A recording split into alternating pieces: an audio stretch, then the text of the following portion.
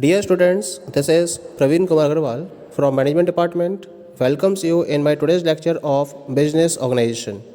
In today's lecture, we will discuss upon the next type of business organization, next form of business organization, and this is known as the company.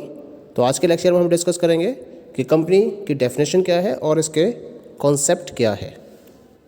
जब हम एक common पैरेलेंस में बात करते हैं company के reference में, तो इसका मतलब होता है वॉलंटरी, फॉर्मल और इनफॉर्मल एसोसिएशन और organization of certain persons formed for some common social, economical और सोशियो इकोनॉमिक ऑब्जेक्टिव। यानी कि कॉमन सोशल, इकोनॉमिक या फिर सोशियो इकोनॉमिक ऑब्जेक्टिव्स को अचीव करने के पॉइंट ऑफ व्यू से अगर वॉलंटरी बेसिस पर फॉर्मल या इनफॉर्मल एसोसिएशन या फिर ऑर्गेनाइजेशन को जब डेवलप किया जाता है तो हम इसे जनरली कंपनी के नाम से कहलाते हैं या कंपनी के नाम से बुलाते हैं। लेकिन अगर हम इस टाइप की ऑर्गेनाइजेशंस को बात करें टेक्निकल और लीगल बेसिस पर, तो हम इन्हें कंपनी का नाम नहीं दे सकते जब तक कि ये ऑर्गेनाइजेशंस कंपनी एक्ट में रजिस्टर्ड ना हो। इसका मतलब क्या हुआ? Any of the organization can be technically and legally called a company only if it is registered under the Companies Act 2013 or was registered under any earlier company law।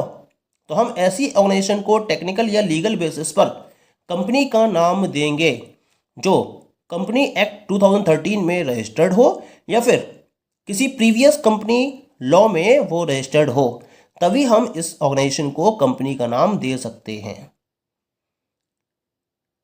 Company act 2000 की एक definition दे रखी है इसके reference में। क्या है वो definition? Company means a company incorporated under this act और under any previous company law. Company act 2013 में रजिस्टर्ड या इनके थ्रू इनकॉर्पोरेटेड या किसी प्रीवियस कंपनी लॉ में रजिस्टर्ड या उनके थ्रू इनकॉर्पोरेटेड ऑर्गेनाइजेशन या कंपनी को ही हम कंपनी का नाम दे सकते हैं। ठीक है। Now the next definition is according to Lord Justice Lindley। तो Lord Justice ने क्या कहा? A company is an association of many persons who contribute money or money's worth to a common stock and employed in some trade or business and who share the profit and loss arising therefrom। The common stock so contributed is denoted in money and is capital of the company। The persons who contribute to it are its members।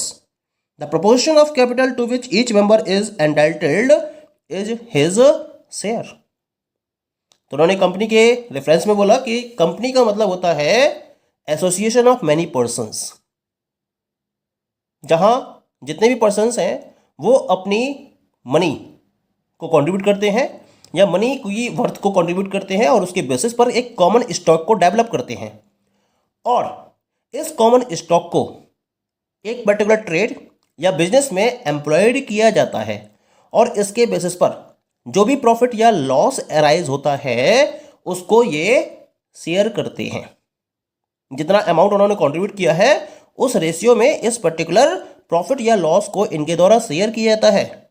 जो common stock contribute किया गया है money के terms में, इसे हम company की capital के नाम से जानते हैं और जो पर्सन्स इस पर्टिकुलर कंपनी की कैपिटल में अपना कंट्रीब्यूशन देते हैं इन्हें हम कंपनी के मेंबर्स के नाम से जानते हैं। और इसके साथ साथ जिस पर्टिकुलर प्रोपोर्शन में हर एक मेंबर ने अपने कैपिटल में इन्वेस्टमेंट किया है या कंट्रीब्यूशन किया है उसे हम उनके शेयर के नाम से जानते हैं। Okay. One more definition of company is was given by Professor Henny। क्या कहा प्रोफेसर हैनी ने? A company is an artificial person created by law having separate entity with a perpetual succession and common seal। यानी company की different properties और उसके features को ध्यान में रखते हुए प्रोफेसर हैनी ने एक प्रॉपर डेफिनेशन प्रोवाइड करी और इनके अकॉर्डिंग कंपनी एक आर्टिफिशियल पर्सन होती है जो लॉ के द्वारा क्रिएट की जाती है।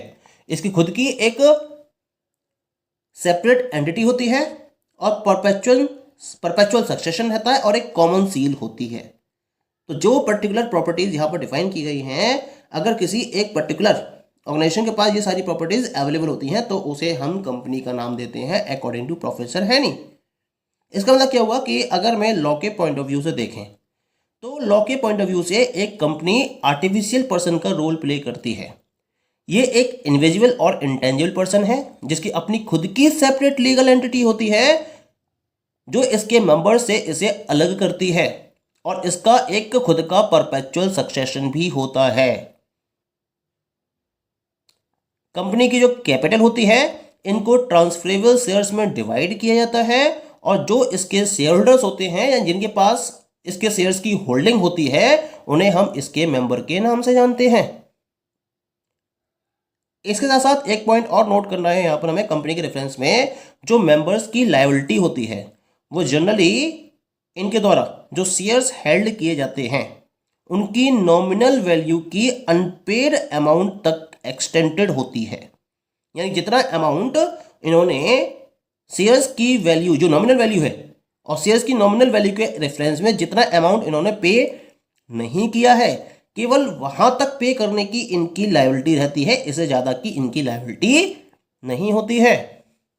और कंपनी का जो मैनेजमेंट होता है वो इलेक्टेड डायरेक्टर्स के बेसिस पर मैनेज किया जाता है, और वो भी डेमोक्रेटिक प्रिंसिपल्स को फोकस करते हुए।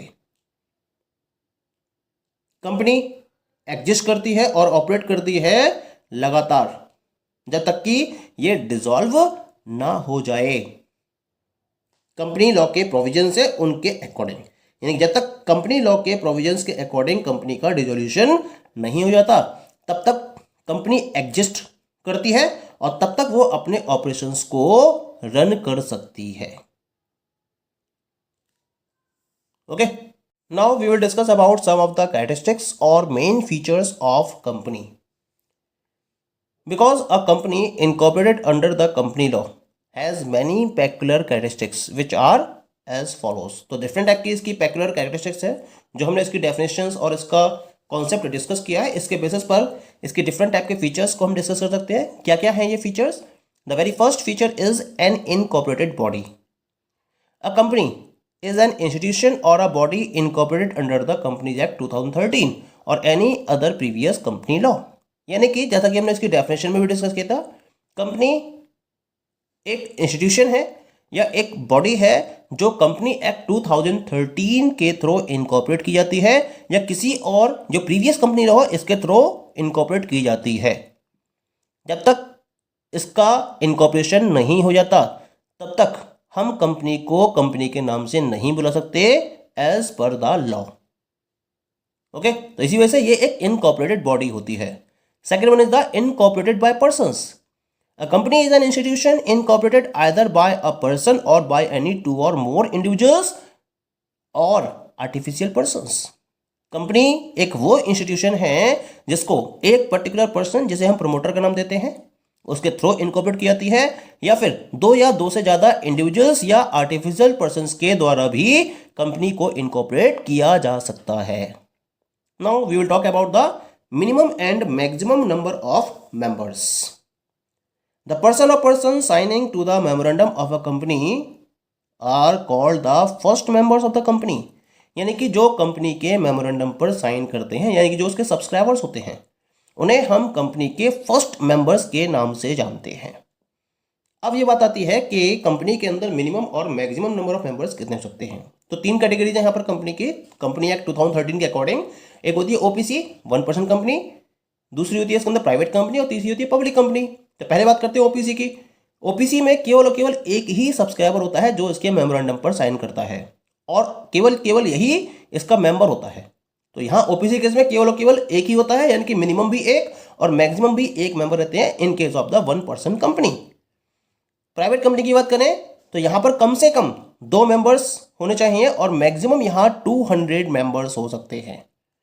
पब्लिक कंपनी की बात करें अगर तो पब्लिक कंपनी में यहां कम से कम 7 मेंबर्स का होना कंपलसरी है और मैक्सिमम नंबर्स के लिए कोई भी लिमिट नहीं है, यानी कि there can be unlimited number of members in a public company. लेकिन मिनिमम 7 मेंबर्स का कंपल्सन रहता है अंडर द public company.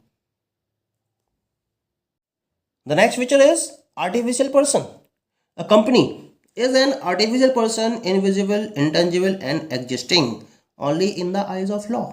यानी अगर कंपनी की बात करी जाए तो कंपनी एक आर्टिफिशियल पर्सन होती है जो लॉ के पॉइंट ऑफ व्यू से एग्जिस्ट करती है। ये एक आर्टिफिशियल पर्सन है जो इनविजिबल है, जो इंटेंजिबल है और जो केवल और केवल लॉ की आइज में एग्जिस्ट करता है। Clear? Next property or feature of company is separate legal entity. A company is a separate and distinct legal entity from its members and board of directors. इसकी अपनी खुद की एक सेपरेट और अलग लीगल एंटिटी है, लीगल पहचान होती है जो इसके मेंबर्स और बोर्ड ऑफ डायरेक्टर्स से बिल्कुल अलग होती है। इसका अपना खुद का एक नाम होता है। ये किसी भी कॉन्ट्रैक्ट में अपने नाम से एंटर कर सकती है। ये आउटसाइडर्स पर स्यू कर सकती है या फिर उन आउटसाइडर्स के द्वारा इसको स्यू किया जा सकता है। इसके नाम से असेट्स को एक्वायर किया जा सकता है या फिर इसके नाम से बैंक अकाउंट को भी ओपन किया जा सकता है। तो इसका मतलब जो कंपनी है उसकी अपनी खुद की एक सेपरेट और डिस्टिंक्ट लीगल एंटिटी होती है। Clear? The next property is that is known as the perpetual succession. A company is a legal entity with perpetual succession. It is capable of surviving with beyond the lives of its members. It never dies as law creates it and law alone can dissolve it. Its existence is even not affected by the changes, leniency, retirement, death or insolvency of its members. यानी कि जो company है वो एक legal entity है जिसका perpetual succession possible होता है। ये सरवाइव कर सकती है अपने मेंबर्स की लाइफ्स के बियॉन्ड जाकर भी। कभी भी इसकी डेथ नहीं होती है, इट नेवर डाइज। इसको लॉ के द्वारा ही क्रिएट किया जाता है और लॉ के द्वारा ही इसको डिसॉल्व किया सकता है। यानी कि ये लॉन्ग पीरियड ऑफ टाइम तक रन कर सकती है जब तक कि इसको डिसॉल्व ना कर दिया जाए। तो हम इसे इसकी परपेचुअल सक्सेशन की प्रॉपर्टी में रखते हैं। मेंबर्स आते हैं, जाते हैं, नए मेंबर्स आए, पुराने मेंबर्स चले गए, मेंबर्स का रिटायरमेंट हो गया, जो मेंबर्स हैं इसके वो उनकी डेथ हो गई या मेंबर्स इंसॉल्वेंट हो गए या ल्यूनेंसी या ल्यूनेंट हो गए। इसका कंपनी के ऊपर कोई भी फर्क नहीं पड़ता है, इसके एग्जिस्टेंस पर कोई भी फर्क नहीं पड़ता है। जैसे मान लीजिए मैं सोल प्रोप्राइटरशिप की बात करूं या पार्टनरशिप की बात करूं तो इसमें अगर मेंबर्स सोल प्रोप्राइटरशिप में अगर जो इसका ऑनर है उसकी डेथ हो जाएगी तो सोल प्रोप्राइटर फर्म की हो जाती है, क्लोज हो जाती है, उसकी ऑपरेशंस क्लोज हो जाती हैं।